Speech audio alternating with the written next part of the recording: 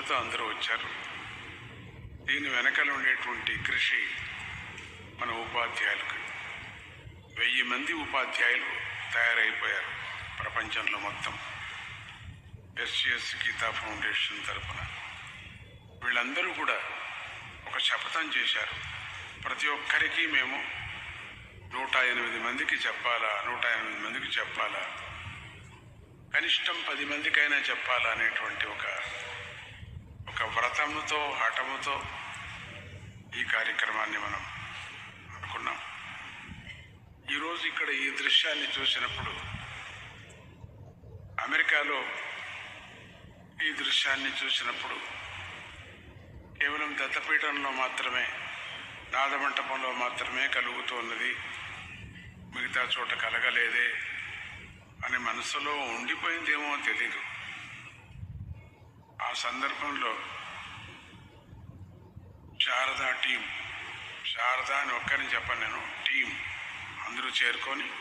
వాళ్ళందరూ చేరుకొని విశాఖపట్నంలో మనం ఈ స్టేడియంలో చేయడానికి అనుమతి కావాలని కోరుకున్నప్పుడు మొత్తం అందరూ ఎంతమందికి రావటానికి వీలవుతుందో వాళ్ళందరూ కూడా, భారత భూమిలో ఎంతమంది ఉన్నారో, అట్లీస్ట్ దక్షిణ భారతంలో ఎంతమంది ఉన్నారో వాళ్ళందరినీ మనం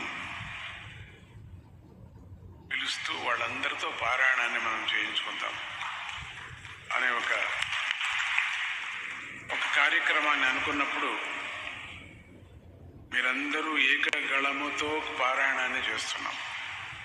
రీడింగ్ చదివే వాళ్ళు కూడా ఆ పారాయణంలో చేరుకుంటున్నారు. ఈ ఒక్క పారాయణంతో ఎన్నో యజ్ఞాలు చేసినటువంటి ఫలం, ఎన్నో దానాలు చేసినటువంటి ఫలం, ఎన్నో ధర్మాన్ని నిలిపినటువంటి ఫలం, 7 జన్మలు మన వంశంలో పుట్టేటువంటి వాళ్ళు, 7 జన్మలు పుట్టి వెళ్ళిపోయినటువంటి వాళ్లకు ఈ పారాయణంతో, భాగ్యంతో వాళ్ళందరూ తరిస్తారు అనేది మాత్రం జ్ఞాపకం పెట్టుకోండి. ఆ ఫలం అంతా కూడా మన భావితరాలకు, మన నుంచి వెళ్ళిపోయినటువంటి పితృదేవతలకు, వీళ్ళందరికీ కూడా ఉత్తమ లోకాన్ని దొరకని అని స్వామిని వేడుకుంటూ, భగవద్గీతలో ఎక్కడ వైకుంఠానికి వెళతారని చెప్పలేదు, మీరు వైకుంఠ పదవిని పొందుతారు అంటే మోక్షాన్ని పొందుతారు అని చెప్పారు. అంత చాలు కదా ఇంకేం మనకు.